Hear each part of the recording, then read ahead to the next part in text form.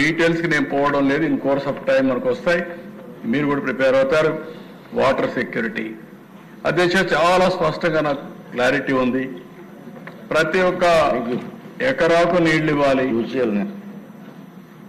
ఇళ్లకు ట్యాప్ ద్వారా నీళ్లు ఇవ్వాలి, ఆ నీళ్లు కూడా సస్టైనబుల్ రిసోర్సెస్ ద్వారా నీళ్లు తేవాలి. ఇంకో పక్క ఇండస్ట్రీకి ఎంత వాటర్ కావాలన్నా వాటర్ ఇవ్వాలి. దీనికి రెండే మార్గాలు.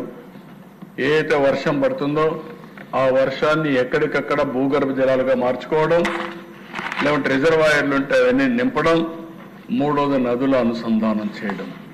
నేను మొన్న కూడా ఈ హౌస్లో చెప్పా, గోదావరి నుంచి బనకచెర్ల వరకు నీళ్లు తీసుకుపోగలిగితే, గోదావరి నుంచి వంశధారకు నీళ్లు తీసుకుపోగలిగితే ఆంధ్రప్రదేశ్ భవిష్యత్తు టోటల్గా మారే పరిస్థితి వస్తుంది. ఆశ అయితే ఉంది, ఆశయం ఉంది, కానీ డబ్బులైతే లేవు. కానీ ఆలోచన ఉంది. దీన్ని ఏం చేయాలని ఆలోచిస్తున్నా. ఎప్పుడు ఆలోచించినా ఇది వస్తూ ఉంది. కానీ ఒక సంకల్పం ఉంటే ఇది సాధ్యం అనేది నా నమ్మకం. ఆ సంకల్పంతో ముందుకు పోతున్నాం.